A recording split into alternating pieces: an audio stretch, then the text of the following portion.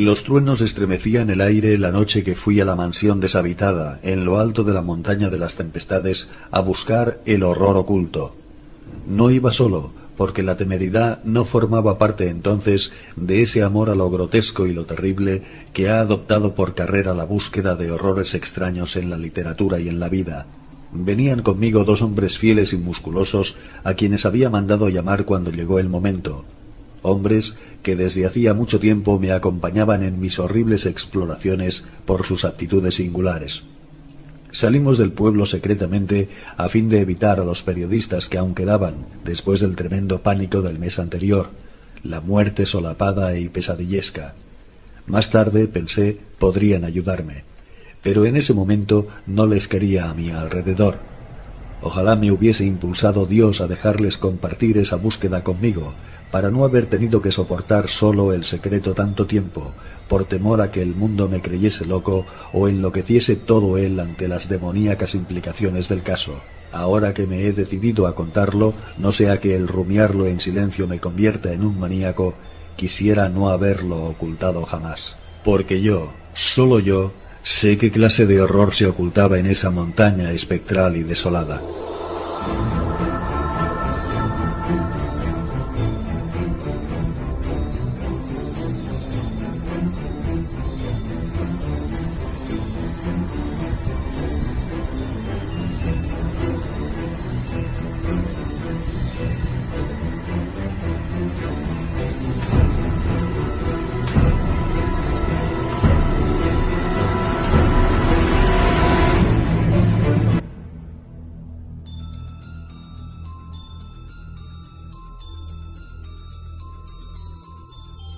La sombra en la chimenea.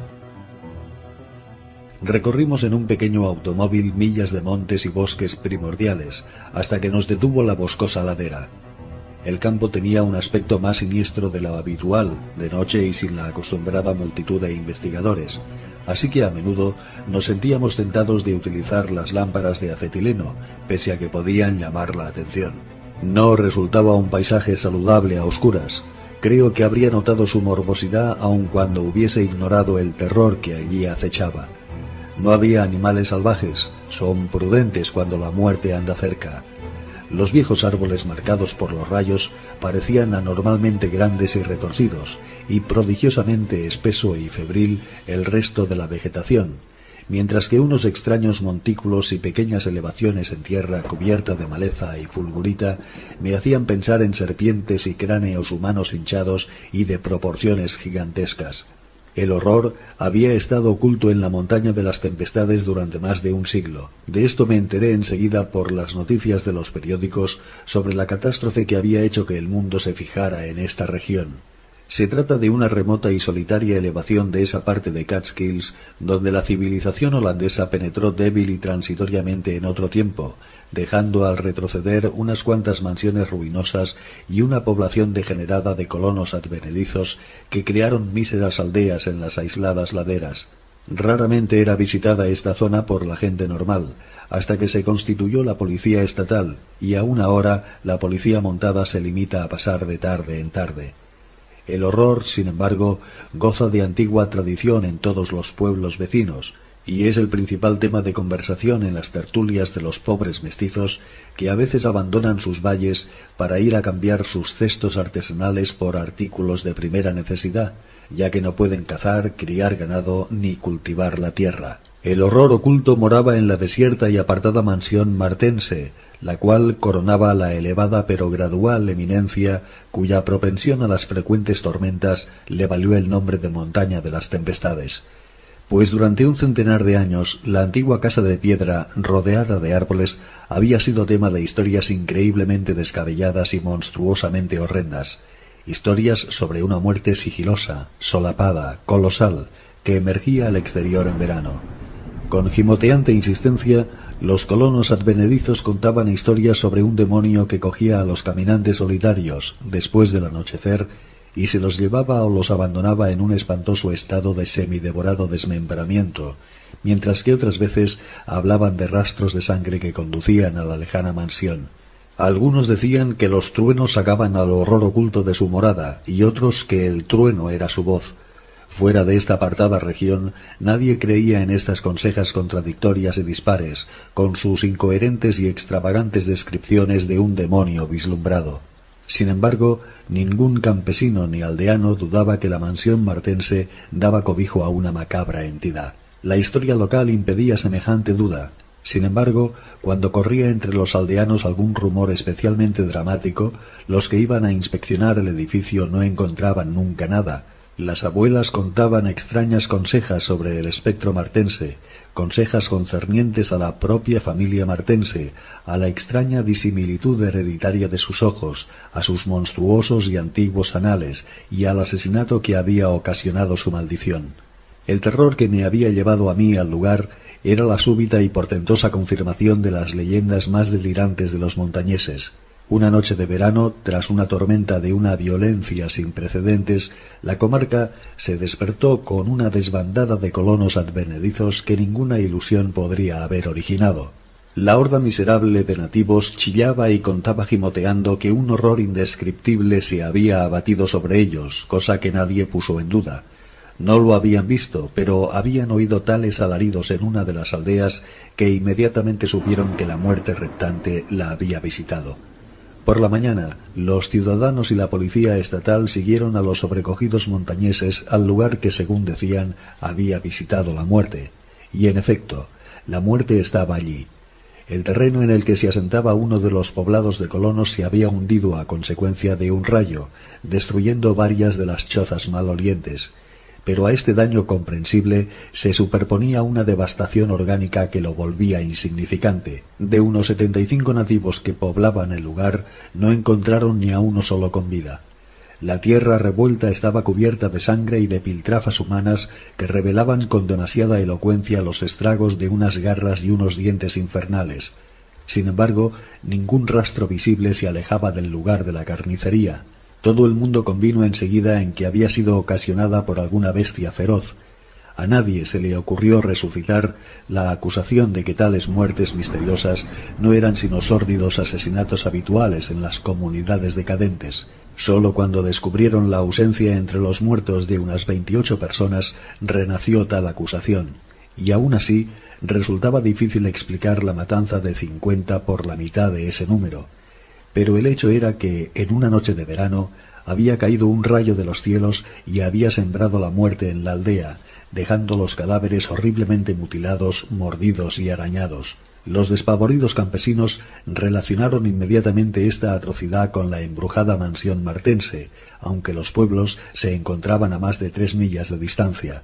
La patrulla de la policía se mostró más escéptica.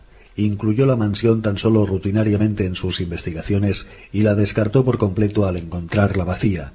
Las gentes del campo y de los pueblos, sin embargo, registraron el lugar con minuciosidad. Volcaron cuanto encontraron en la casa, sondearon los estanques y las fuentes, registraron los matorrales y dieron una batida por el bosque de los alrededores. Pero todo fue inútil. La muerte no había dejado otro rastro que la misma destrucción. Al segundo día de investigación, los periódicos comentaron el caso extensamente, después de invadir los reporteros la montaña de las tempestades. La describieron con mucho detalle e incluían numerosas entrevistas que confirmaban la historia de horror que contaban las viejas de la comarca. Al principio seguí las crónicas sin mucho entusiasmo, ya que soy experto en esta clase de horrores. Pero una semana después percibí una atmósfera que despertó extrañamente mi interés.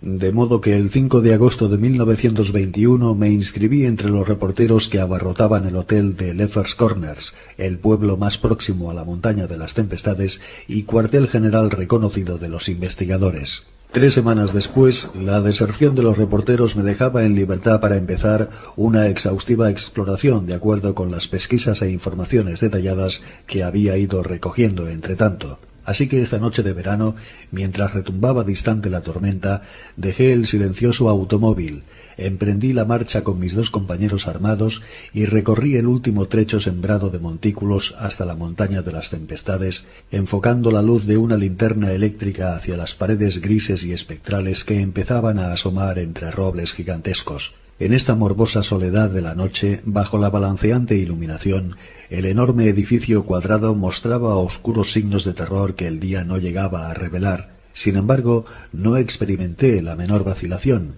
ya que me impulsaba una irrevocable decisión de comprobar cierta teoría. Estaba convencido de que los truenos hacían salir de algún lugar secreto al demonio de la muerte, e iba dispuesto a comprobar si dicho demonio era una entidad corpórea o una pestilencia vaporosa.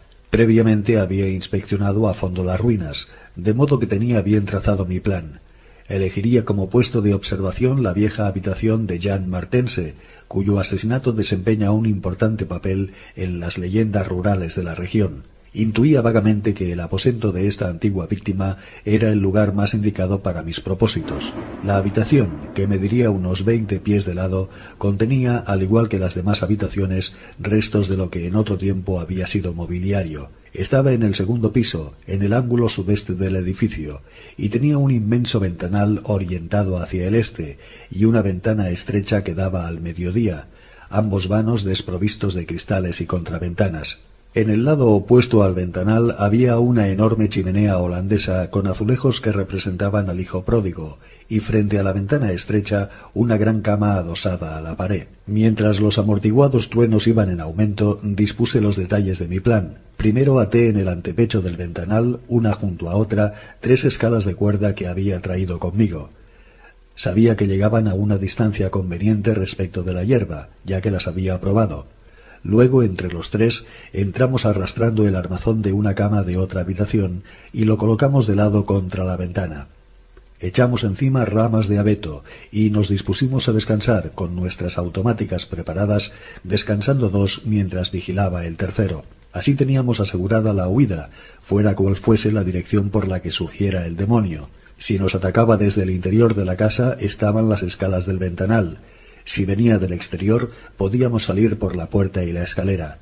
Según lo que sabíamos, no nos perseguiría mucho tiempo en el peor de los casos. Llevaba yo vigilando de las 12 de la noche a la 1 cuando, a pesar del ambiente siniestro de la casa, la ventana sin protección y los truenos y relámpagos cada vez más cercanos, me sentí dominado por un sueño invencible. Estaba entre mis 2 compañeros. George Bennet se encontraba al lado de la ventana y William Tovey al de la chimenea. Bennet se había dormido vencido por la misma anómala somnolencia que sentía yo, de modo que designé a Tovey para la siguiente guardia, a pesar de que cabeceaba. Era extraña la fijeza con que observaba yo la chimenea. La creciente tormenta debió de influir en mis sueños, pues en el breve rato que me dormí sufrí visiones apocalípticas. Una de las veces casi me desperté, probablemente porque el hombre que dormía junto a la ventana había estirado un brazo sobre mi pecho. No me encontraba lo bastante despierto como para comprobar si Tovey cumplía su obligación como centinela, aunque sentía un claro desasosiego a este respecto. Nunca había tenido una sensación tan acusadamente opresiva de la presencia del mal. Después debí de quedarme dormido otra vez porque mi mente salió de un caos fantasmal, cuando la noche se volvió espantosa, traspasada de chillidos que superaban todas mis experiencias y delirios anteriores. En aquellos gritos, el más profundo terror y agonía humanos arañaban desesperada e insensatamente las puertas de ébano del olvido. Desperté para encontrarme ante la roja locura y la burla satánica, mientras reverberaba y se retiraba cada vez más hacia perspectivas inconcebibles aquella angustia fóbica y cristalina. No había luz, pero por el hueco que noté a mi derecha comprendí que Tovey se había ido. Solo Dios sabía a dónde. Sobre mi pecho aún pesaba el brazo del durmiente de mi izquierda. Luego se produjo un relámpago. El rayo sacudió la montaña entera, iluminó las criptas más oscuras de la añosa arboleda y desgarró el más viejo de los árboles retorcidos. Ante el fusilazo demoníaco del rayo, el durmiente se incorporó de repente, y en ese instante la claridad que entró por la ventana proyectó su sombra vívidamente contra la chimenea, de la que yo no conseguía apartar los ojos un momento. No comprendo cómo me encuentro vivo todavía y en mi sano juicio. No me lo explico, porque la sombra que vi en la chimenea no era la de George Bennet ni de ninguna criatura humana, sino una blasfema anormalidad de los más profundos cráteres del infierno, una abominación indecible e informe que mi mente no llegó a captar por completo, ni hay pluma que la pueda describir. Un segundo después me encontraba solo en la mansión maldita, temblando, balbuceando. George Bennet y William Tovey habían desaparecido sin dejar rastro, ni siquiera de lucha. Nunca más volvió a saberse de ellos.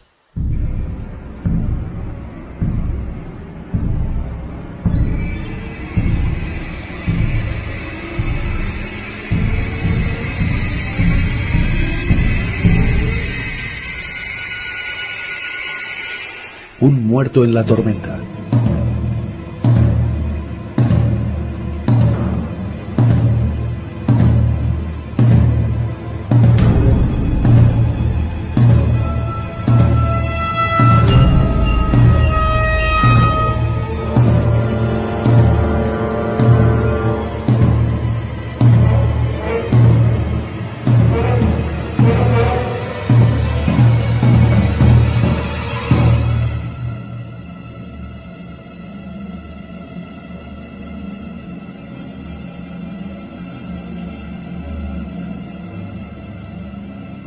Después de aquella espantosa experiencia en la mansión inmersa en la espesura, tuve que guardar cama, agotado de los nervios, en el hotel de Leffers Corners. No recuerdo exactamente cómo me las arreglé para llegar al automóvil, ponerlo en marcha y regresar secretamente al pueblo. No conservo conciencia clara de nada, salvo de unos árboles de gigantescos brazos, el fragor demoníaco de los truenos y sombras caronianas entre los bajos montículos que punteaban y rayaban la región. Mientras temblaba y meditaba sobre lo que proyectaba aquella sombra enloquecedora, comprendí que al fin había vislumbrado uno de los supremos horrores de la tierra, uno de esos males innominados de los vacíos exteriores cuyos débiles y demoníacos zarpazos oímos a veces en el borde más remoto del espacio, contra los que la piadosa limitación de nuestra vista finita nos tiene misericordiosamente inmunizados. No me atrevía a analizar o identificar la sombra que había percibido. Un ser había permanecido tendido entre la ventana y yo aquella noche, y me estremecía cada vez que irreprimiblemente mi conciencia trataba de clasificarlo. Ojalá hubiese gruñido, ladrado o reído entre dientes. Al menos eso habría aliviado mi abismal terror. Pero permaneció en silencio. Había dejado descansar un brazo, un miembro en todo caso, pesadamente sobre mi pecho. Por supuesto era orgánico, o lo había sido. Jan Martense, cuya habitación había invadido yo, estaba enterrado cerca de la mansión. Debía encontrar a Bennett y a Tovey si aún vivían. ¿Por qué se los había llevado y me había dejado a mí? La somnolencia es invencible y los sueños son espantosos. Al poco tiempo comprendí que debía contar mi historia a alguien. De lo contrario, me desmoronaría completamente.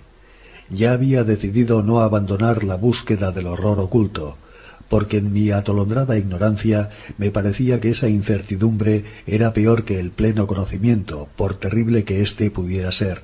De modo que decidí en mi fuero interno qué camino seguir, a quién escoger para hacerle partícipe de mis confidencias y cómo descubrir al ser que había aniquilado a 2 hombres y había proyectado una sombra pesadillesca.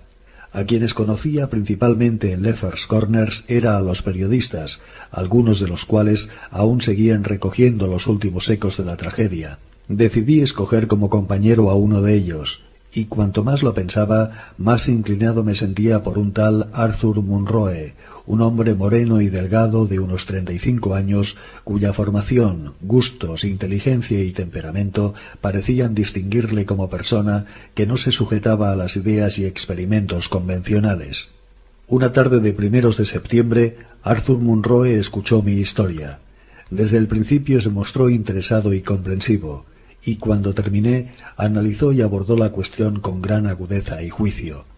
Su consejo, además, fue eminentemente práctico, ya que sugirió que aplazásemos nuestra visita a la mansión martense hasta haber obtenido más datos históricos y geográficos.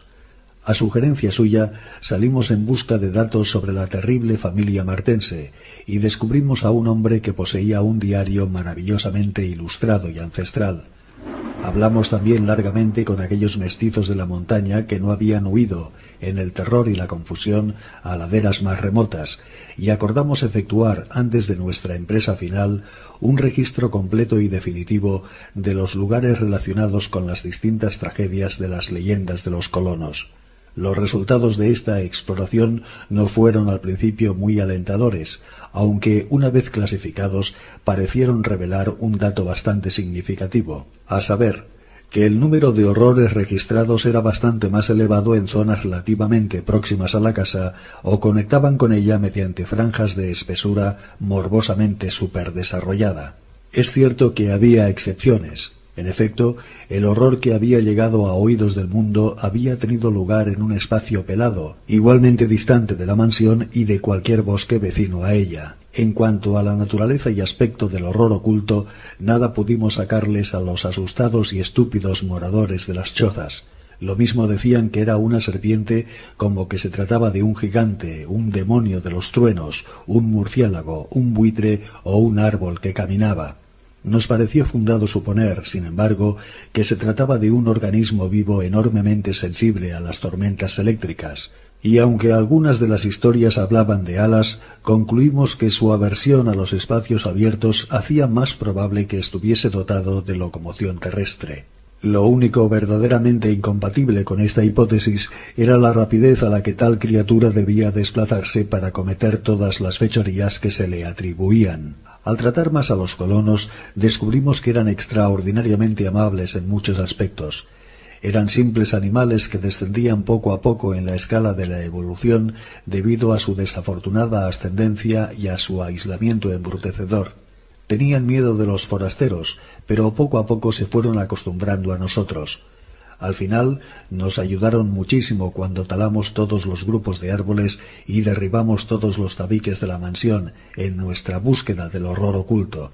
Cuando les pedimos que nos ayudasen a buscar a Bennett y a Tobey, se mostraron sinceramente afligidos, porque si bien querían ayudarnos, estaban convencidos de que ambas víctimas habían desaparecido de este mundo tan completamente como las gentes que ellos habían perdido. Por supuesto, sabíamos perfectamente que había muerto o desaparecido gran número de estas gentes, así como que los animales salvajes habían sido exterminados hacía mucho tiempo, y temíamos que ocurrieran nuevas tragedias. A mediados de octubre nos encontrábamos perplejos debido a nuestra falta de progresos. Como las noches eran tranquilas, no se producían agresiones demoníacas de ningún género, y la total carencia de resultados en el registro de la casa y del campo casi nos inclinaba a atribuir al horror oculto una naturaleza no material. Temíamos que llegara el tiempo frío y nos interrumpiera nuestras investigaciones, ya que todos coincidían en que, en general, el demonio permanecía tranquilo durante el invierno. El caso es que nos dominaba una especie de desesperada premura en la última inspección diurna de la aldea visitada por el horror, aldea ahora deshabitada a causa del miedo de los colonos. La desventurada aldea no tenía nombre siquiera, y estaba enclavada en una hondonada protegida, aunque sin árboles, entre dos elevaciones llamadas respectivamente Con Mountain y Maple Hill. Se encontraba más cerca de Maple Hill que de Con Mountain, y algunas de las toscas viviendas eran simples cuevas practicadas en la falda de la primera de las elevaciones. Geográficamente se encontraba a unas 2 millas al noroeste de la montaña de las tempestades y a 3 de la mansión rodeada de robles. El espacio entre la aldea y la mansión, unas 2 millas y cuarto desde el límite de la aldea, era enteramente campo raso y consistía en una llanura casi horizontal, quitando algunos montículos de escasa elevación y aspecto sinuoso, y cuya vegetación la constituía casi exclusivamente la hierba y unos cuantos matorrales muy dispersos. Tras estudiar la topografía de esta zona, concluimos finalmente que el demonio debió de llegar por Con Mountain, cuya prolongación hacia el sur, cubierta de bosque, llegaba a poca distancia de la estribación más occidental de la montaña de las tempestades. Atribuimos de manera concluyente la elevación del terreno a un corrimiento de tierra desde Maple Hill, en cuya ladera destacaba un árbol corpulento y solitario, desgarrado por el rayo que había hecho surgir al demonio. Después de repasar minuciosamente por 20ª vez o más cada pulgada del devastado pueblo, experimentamos un desaliento unido a nuevos y vagos temores. Resultaba muy raro, aun cuando lo extraño y lo espantoso eran cosas corrientes, toparnos con un escenario tan completamente carente de huellas después de tan sobrecogedores sucesos. Y andábamos bajo un cielo cada vez más oscuro y plomizo, con ese ardor trágico y sin rumbo que es consecuencia a la vez de un sentimiento de futilidad y de necesidad de hacer algo. Íbamos atentos a los más pequeños detalles, entramos nuevamente en cada una de las casas, inspeccionamos otra vez las cuevas, registramos el pie de las laderas adyacentes, entre las zarzas, en busca de madrigueras y cuevas, pero sin resultado. Sin embargo, como digo, sentíamos en torno nuestro un temor vago y enteramente nuevo, como si unos grifos gigantescos y alados nos observaran desde los abismos transcósmicos. A medida que avanzaba la tarde se hacía más difícil distinguir los objetos, y oímos el rumor de una tormenta que se estaba formando sobre la montaña de las tempestades. Naturalmente este rumor, producido en semejante lugar, nos animó, aunque no tanto como si hubiese sido de noche, y con esta esperanza abandonamos la búsqueda sin rumbo y nos dirigimos a la aldea habitada más próxima a fin de reunir un grupo de colonos para que nos ayudasen en nuestros registros. Aunque tímidos, algunos de los más jóvenes se sintieron lo suficientemente inspirados por nuestra protectora dirección como para prometernos ayuda. Pero no habíamos hecho más que dar media vuelta cuando empezó a caer una lluvia tan intensa y torrencial que no tuvimos más remedio que buscar refugio. La extraña y casi nocturna oscuridad del cielo nos hacía tropezar continuamente, pero guiados por los frecuentes relámpagos y nuestro detallado conocimiento de la aldea, llegamos enseguida a la última cabaña del lugar, llena de goteras, una combinación heterogénea de troncos y tablas cuya puerta y ventanuco asomaban hacia Maple Hill. Atrancamos la puerta contra la furia del viento y de la lluvia y pusimos el tosco postigo de la ventana que nuestros frecuentes registros nos habían enseñado dónde encontrar. Resultaba lúgubre estar sentados allí sobre unos cajones desvencijados en la más absoluta oscuridad, pero encendimos nuestras pipas y nos alumbramos a veces con las linternas de bolsillo que llevábamos. De cuando en cuando veíamos los relámpagos a través de las grietas de la pared. La tarde se estaba volviendo tan oscura que cada relámpago resultaba tremendamente vívido. Esta tormentosa vigilia me recordó de forma estremecedora mi horrible noche en la montaña de las tempestades. Me volvió al pensamiento aquel extraño e interrogante que de forma intermitente me repetía desde entonces. Y una vez más me pregunté por qué el demonio, al acercarse a los tres hombres que vigilábamos desde la ventana o desde el exterior, se había llevado a los de los lados, dejando al del centro para el final, en que una gigantesca centella lo había hecho huir. ¿Por qué no había cogido a sus víctimas en un orden natural y habría sido yo el segundo, cualquiera que fuese la dirección por la que hubiera empezado? ¿Con qué clase de tentáculos los apresó? ¿O sabía que era yo el jefe y decidió reservarme un destino peor que a mis compañeros? En medio de estas reflexiones, como para intensificarlas dramáticamente, cayó un tremendo rayo cerca de nosotros, al que siguió un ruido de corrimiento de tierra. Al mismo tiempo se levantó un viento furioso cuyo aullido fue aumentando de forma demoníaca. Tuvimos la seguridad de que había caído fulminado otro árbol de Maple Hill, y Munroe se levantó del cajón donde estaba sentado y se acercó al ventanuco para comprobar el destrozo. Al quitar el postigo, el viento y la lluvia penetraron aullando de forma ensordecedora, y no pude oír lo que decía. Pero esperé mientras él se asomaba tratando de abarcar el pandemonium. Gradualmente la calma, el viento y la dispersión de la inusitada oscuridad nos hicieron comprender que se alejaba la tormenta. Yo había esperado que durase hasta la noche, cosa que nos ayudaría en nuestra búsqueda, pero un furtivo rayo de sol que penetró por un agujero de la madera detrás de mí disipó mis esperanzas. Le dije a Munroe que era mejor dejar que entrase un poco de luz, aunque cayesen más chaparrones, así que desatranqué la puerta y la abrí. El terreno, afuera, era una extraña extensión de barrizales, charcos y pequeños montículos producidos por el reciente corrimiento de tierra. Pero no vi nada que justificase el interés que mantenía a mi compañero asomado a la ventana sin decir nada. Me acerqué a él y le toqué en el hombro, pero no se movió. Luego, al sacudirle en broma y volverle hacia mí, sentí los zarcillos estranguladores de un horror canceroso cuyas raíces alcanzaban pasados infinitos y abismos insondables de la noche que late más allá del tiempo. Arthur Munroe estaba muerto, y en lo que quedaba de su masticada y perforada cabeza no había ya cara.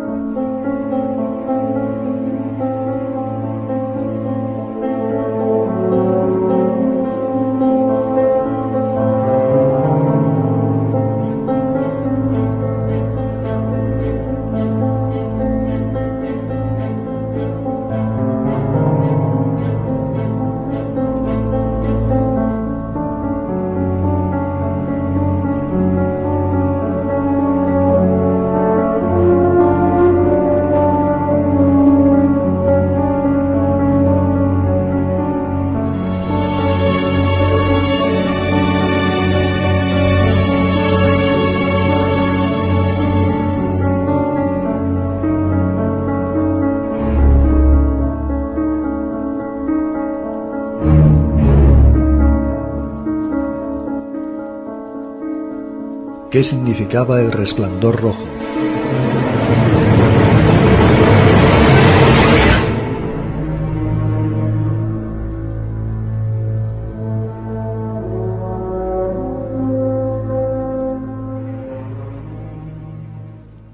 En la tormentosa noche del 8 de noviembre de 1921, con una linterna que proyectaba macabras sombras, cavaba yo, solo, como un idiota, en la sepultura de Jean Martense. Había empezado a cavar por la tarde porque se estaba formando una tormenta, y ahora que había oscurecido y había estallado la tormenta sobre la lujuriante floresta, me sentía contento. Creo que mi mente estaba algo desquiciada a causa de los acontecimientos del 5 de agosto, la sombra demoníaca de la casa, la tensión y desencanto generales y lo ocurrido en la aldea durante la tormenta de octubre.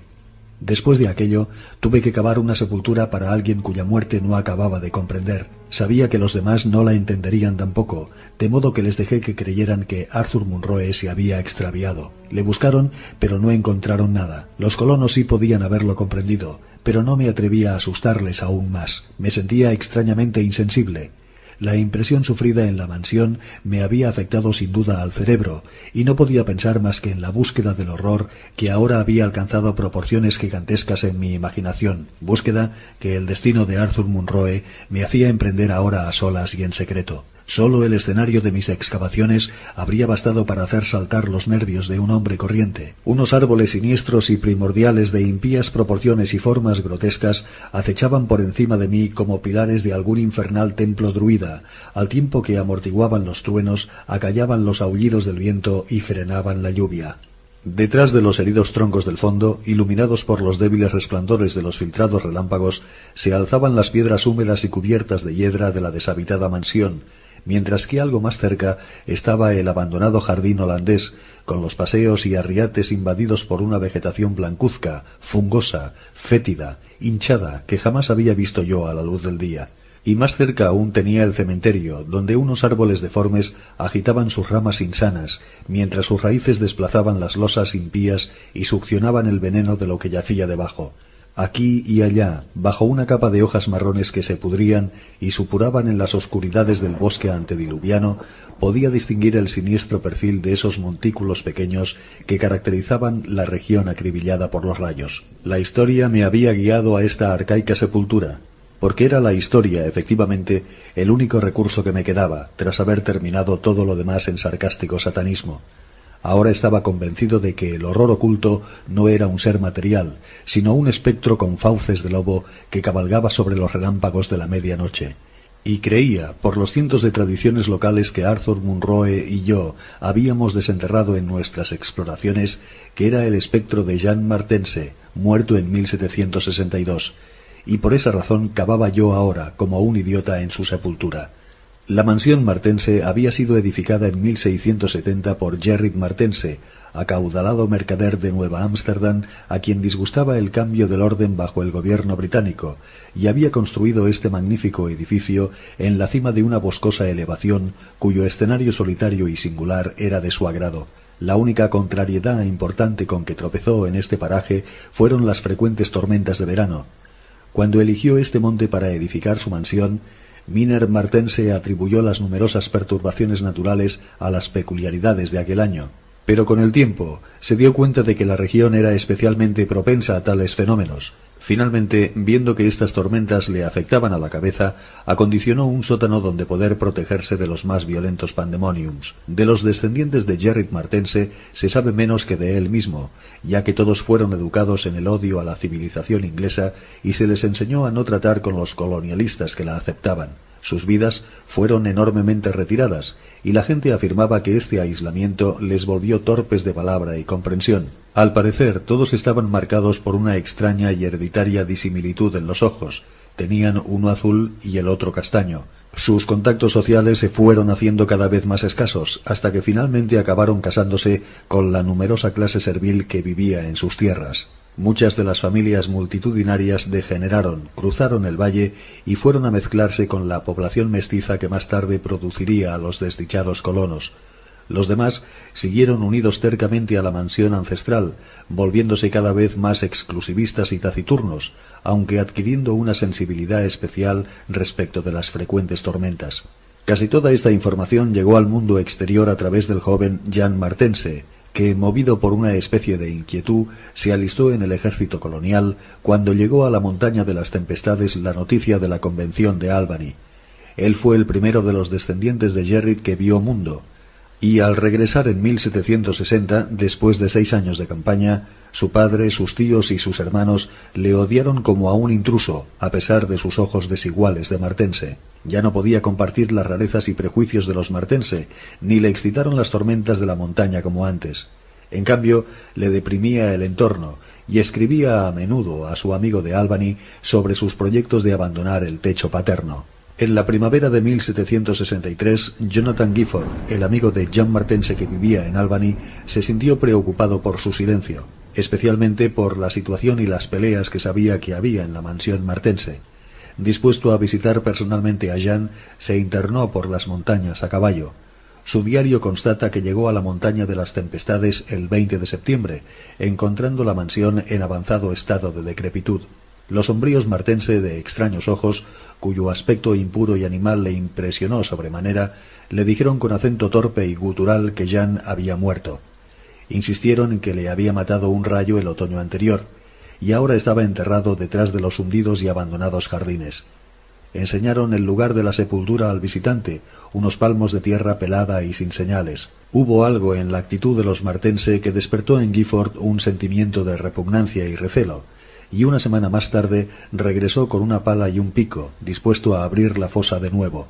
Encontró lo que se había temido, un cráneo cruelmente aplastado como por unos golpes salvajes, de modo que regresó a Albany y denunció formalmente a los martense de haber asesinado a un miembro de la familia.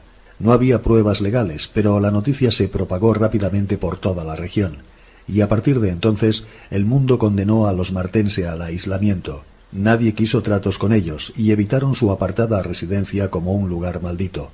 Ellos, por su parte, se las arreglaron para vivir independientemente con el producto de sus tierras, puesto que las luces que ocasionalmente se veían en la casa desde los montes lejanos atestiguaban que aún vivían. Dichas luces se estuvieron viendo hasta 1810, pero hacia el final se hicieron muy infrecuentes. Entretanto, empezó a correr a propósito de la mansión de la montaña un sinfín de leyendas infernales. El lugar fue doblemente evitado y dotado de toda clase de historias que la tradición fue capaz de proporcionar. Siguió sin ser visitada hasta 1816, en que la prolongada ausencia de luz en ella llamó la atención de los colonos. Una partida de hombres efectuó entonces un reconocimiento, encontrando la casa desierta y parcialmente en ruinas. No descubrieron ningún esqueleto, así que supusieron que se habían marchado. Al parecer, el clan se había ido hacía varios años, y los improvisados cobertizos revelaban lo numerosos que eran antes de su emigración. Su nivel cultural había descendido muchísimo, como probaba el deterioro del mobiliario y la vajilla de plata esparcida, sin duda abandonada mucho antes de que sus propietarios se marcharan. Pero aunque los temidos martenses se habían ido, la encantada casa continuó causando temor que se intensificó cuando nuevos y extraños rumores vinieron a inquietar a los decadentes montañeses. Allí siguió, desierta, temida y vinculada al espectro vengativo de Jean Martense, y allí seguía aún, la noche en que cavaba yo en la sepultura de Jean Martense. He calificado de idiota mi prolongado cavar, y así era efectivamente por su objeto y su método. No tardé en desenterrar el ataúd de Jean Martense, que ahora ya sólo contenía polvo y salitre, pero en mis ansias furiosas por exhumar su fantasma, seguí cavando terca, irracionalmente más abajo de donde había reposado. Sabe Dios qué era lo que yo esperaba encontrar. Yo sólo tenía conciencia de que cavaba en la sepultura de un hombre cuyo espectro acechaba por la noche. Me es imposible decir qué monstruosa profundidad había alcanzado cuando mi pala y mis pies a continuación hundieron el suelo que tenía debajo. Dadas las circunstancias, la impresión fue tremenda, porque la existencia de un espacio subterráneo aquí suponía una terrible confirmación de mis locas teorías. Mi ligera caída me apagó el farol, pero saqué una linterna del bolsillo y descubrí un pequeño túnel horizontal que se internaba profundamente en ambas direcciones. Era lo bastante amplio como para poderse arrastrar por él un hombre, y aunque nadie en su sano juicio habría intentado meterse por allí en ese momento, me olvidé del peligro, la sensatez y la limpieza en mi empeño por desenterrar el horror oculto. Escogiendo la dirección hacia la casa, me introduje temerariamente a rastras por la estrecha madriguera, reptando a ciegas, deprisa, y alumbrándome de tarde en tarde con la linterna que enfocaba delante de mí. ¿Qué palabras podrían describir el espectáculo de un hombre perdido en el interior de la tierra infinitamente abismal, manoteando y retorciéndose sin aliento, avanzando insensatamente por profundas circunvoluciones de negrura inmemorial, sin una noción clara de tiempo, seguridad, dirección ni objetivo? Hay algo espantoso en todo ello, pero eso es lo que hice. Me arrastré de ese modo durante tanto tiempo que la vida llegó a parecerme un recuerdo remoto, y me identifiqué con los topos y larvas de las tenebrosas profundidades. En efecto, fue una casualidad que, tras interminables contorsiones, se encendiese mi olvidada linterna al sacudirla, iluminando espectralmente la larga madriguera de barro endurecido que describía una curva delante de mí. Había seguido avanzando de este modo durante un rato y estaba la pila de la linterna casi agotada cuando el pasadizo inició una súbita y pronunciada cuesta arriba que me obligó a modificar mis movimientos para avanzar, y al levantar la vista sin previo aviso vi brillar a lo lejos dos reflejos demoníacos de mi agonizante luz, dos reflejos candentes de funesto e inequívoco resplandor que agitaron en mi memoria recuerdos brumosos y enloquecedores. Me detuve automáticamente, aunque sin voluntad para retroceder. Los ojos se acercaban, aunque sólo pude distinguir una garra del ser al que pertenecían. Pero qué garra. Luego, muy arriba, sonó débilmente un estampido que reconocí. Era el trueno violento de la montaña que estallaba con histérica furia. Sin duda, llevaba un rato reptando hacia arriba, ya que ahora tenía la superficie bastante cerca, y mientras estallaban los truenos amortiguados, aquellos ojos seguían mirando fijamente con perversidad. Gracias a Dios no supe entonces lo que era, de lo contrario no habría sobrevivido. Pero me salvó el mismo trueno que lo había invocado, porque tras una mortal espera reventó en el cielo uno de esos frecuentes estampidos de la montaña cuyas huellas había observado yo aquí y allá, en forma de heridas de tierra removida y fulguritas de diversas dimensiones. Con furia ciclópea se enterró, retorciéndose en la tierra por encima de aquel detestable pozo, cegándome y ensordeciéndome, aunque no llegó a hacerme perder el conocimiento. Seguí arañando y avanzando desesperadamente en el caos de tierra que caía y se deslizaba, hasta que la lluvia que me mojaba la cabeza me serenó y vi que había llegado a la superficie de un lugar familiar, una zona en pendiente y sin árboles, en la ladera sur de la montaña. Los constantes relámpagos iluminaban y sacudían el terreno revuelto y los restos del curioso montículo que descendía de la parte superior y boscosa de la ladera. Sin embargo, no había nada en todo aquel caos que indicase por dónde había salido yo de la fatal catacumba. Mi cerebro era un caos tan grande como la tierra, y cuando un rojo resplandor, a lo lejos, iluminó el paisaje por el sur, apenas tuve conciencia del horror que acababa de soportar.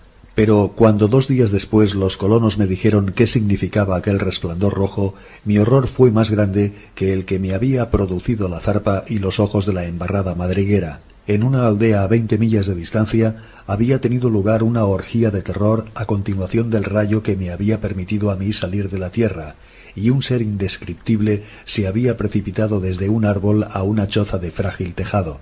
Había cometido una atrocidad, pero los colonos habían prendido fuego a la choza frenéticamente antes de que aquel ser pudiese escapar. Había cometido el estrago en el mismo instante en que la tierra se desplomó sobre la entidad de la garra y los ojos.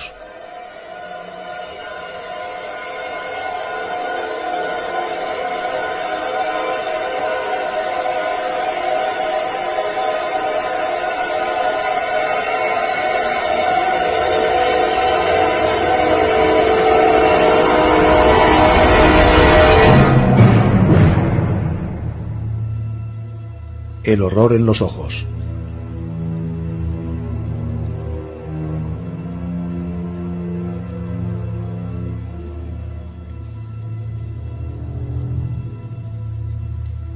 Nada puede haber normal en la mente del que, sabiendo lo que yo sabía sobre los horrores de la montaña de las tempestades, va a solas en busca del terror que se ocultaba en dicho lugar. Era muy débil garantía de seguridad física y mental en este aqueronte de demonismo multiforme el hecho de que al menos 2 de estas encarnaciones del terror hubiesen perecido. Sin embargo, proseguí mi búsqueda con celo cada vez mayor, a medida que los sucesos y las revelaciones se hacían más monstruosas. Cuando, 2 días después de mi espantosa exploración de la cripta de los ojos y la garra, me enteré de que un ser maligno había sobrevolado la aldea, a 20 millas de distancia, en el mismo instante en que los ojos se fijaban en mí, experimenté una auténtica convulsión de terror.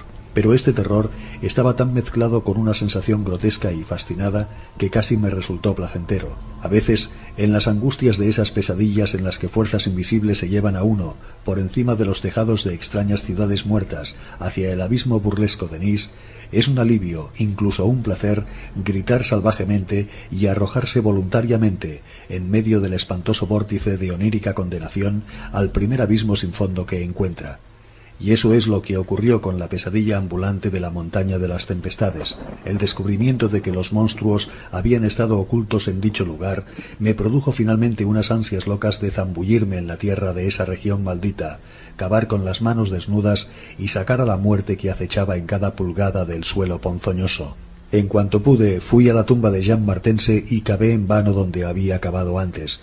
Un desprendimiento de tierra había borrado sin duda toda huella del pasadizo subterráneo, y la lluvia había cegado de tal modo la excavación que no me fue posible averiguar hasta dónde había ahondado el día anterior.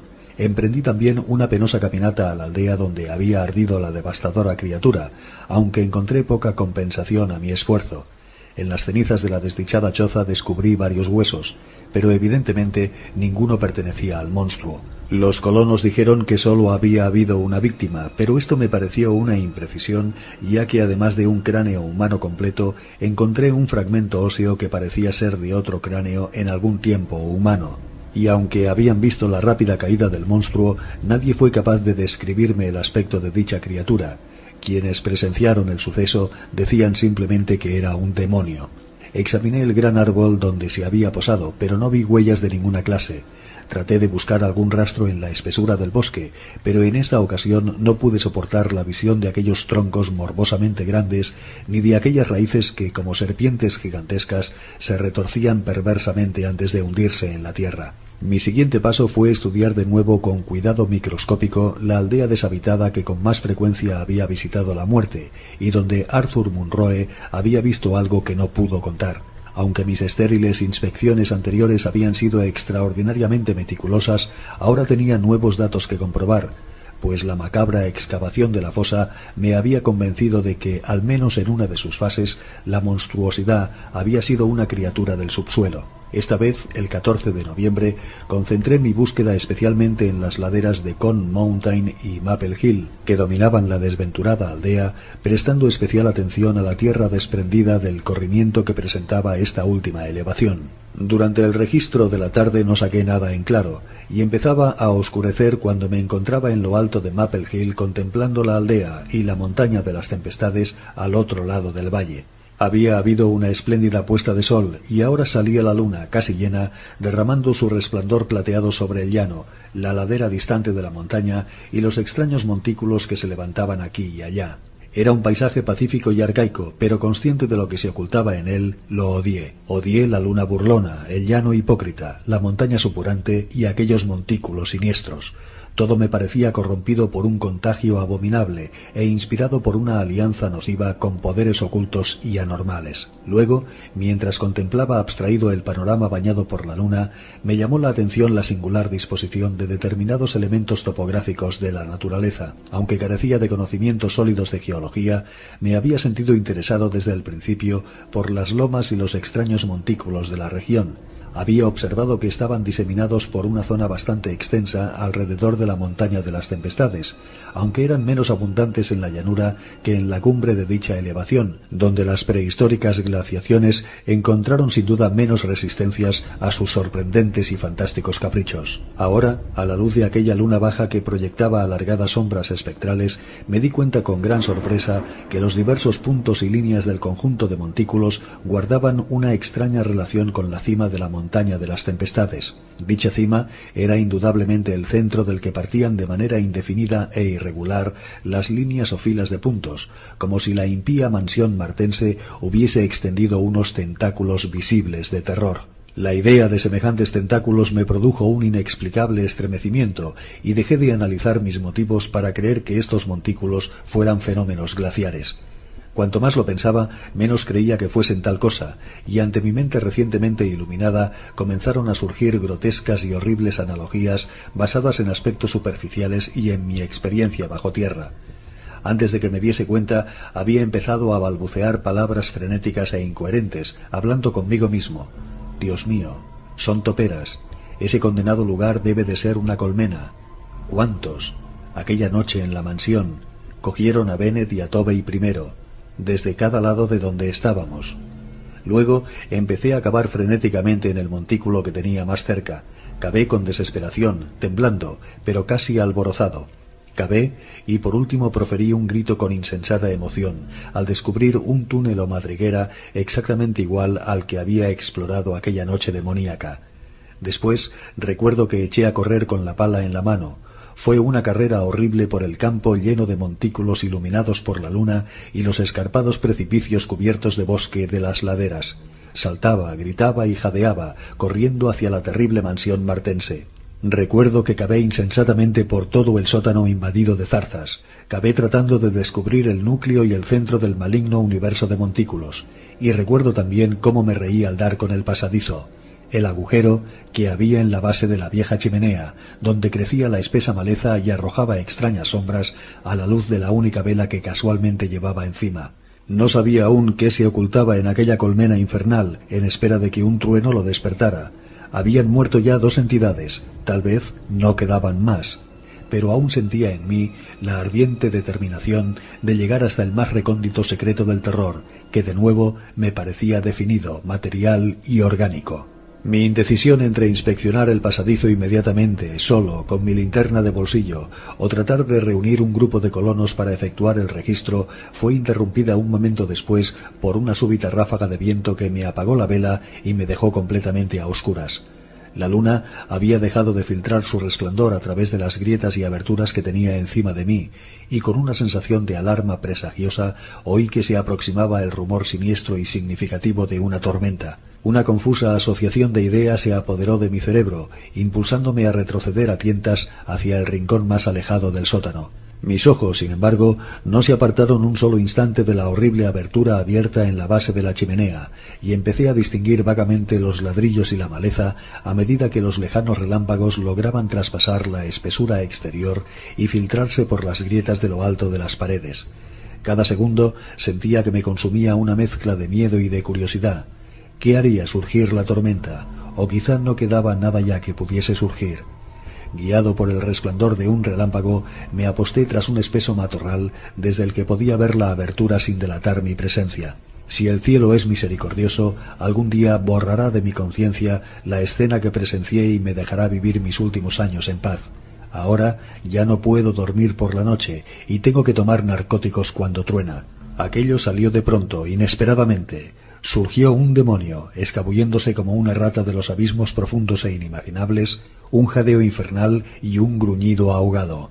Luego, del agujero de la chimenea irrumpió una vida multitudinaria y leprosa, un flujo nauseabundo, engendro nocturno de orgánica corrupción, más devastadoramente horrenda que los más negros conjuros de la locura y la morbosidad mortal. Bullía, hervía, se elevaba, borboteaba como una baba de serpientes, se contorsionaba al emerger del boquete, extendiéndose como un contagio séptico, manando del sótano hacia todas las salidas, desbordándose por el bosque maldito y tenebroso para derramar en él el pavor, la locura y la muerte. Solo Dios sabe cuántos eran, miles quizá. Resultaba espantoso verlos brotar en esas cantidades a la luz intermitente de los relámpagos. Cuando empezaron a disminuir lo suficiente como para poderlos distinguir como organismos separados, vi que eran como demonios o simios deformes, enanos y peludos, caricaturas monstruosas y diabólicas de la tribu de los monos. Eran espantosamente mudos. Apenas se oyó un chillido cuando uno de los rezagados se volvió con la habilidad de una larga práctica. Sació su hambre en un compañero más débil. Los demás se abalanzaron sobre los restos y los devoraron con babeante fruición. Acto seguido, a pesar de mi aturdimiento, efecto de mi repugnancia y mi pavor, triunfó mi morbosa curiosidad. y cuando la última de las monstruosidades surgió viscosamente de aquel mundo inferior de desconocida pesadilla, saqué mi pistola automática y disparé, camuflando el estampido con los truenos. Estridentes, escurridizas sombras torrenciales de viscosa locura persiguiéndose por los interminables y sangrientos corredores de cielo púrpura y fulgurante, fantasmas informes y mutaciones calidoscópicas de un escenario macabro y recordado, bosques de robles monstruosos e hinchados, cuyas raíces se retuercen como culebras y succionan el jugo abominable de una tierra hirviente de demonios caníbales, tentáculos que emergen a tientas de subterráneos núcleos dotados de poliposa perversión, insanos relámpagos por encima de muros infernales cubiertos por una hiedra maligna y arcadas demoníacas ahogadas por una vegetación fungosa. Bendito sea el cielo por haberme concedido el instinto que me guió inconsciente a lugares donde habitan los hombres, el pueblo pacífico que dormía bajo las plácidas estrellas de claros cielos. Al cabo de una semana me había recobrado lo bastante como para pedir de Albany una partida de hombres para que dinamitaran la mansión martense y la cima entera de la montaña de las tempestades, cegaran todas las madrigueras y talaran determinados árboles hinchados cuya mera existencia representaba un insulto a la cordura. Después de todo este trabajo conseguí dormir un poco, aunque jamás me llegará el verdadero descanso mientras recuerde el abominable secreto del horror oculto.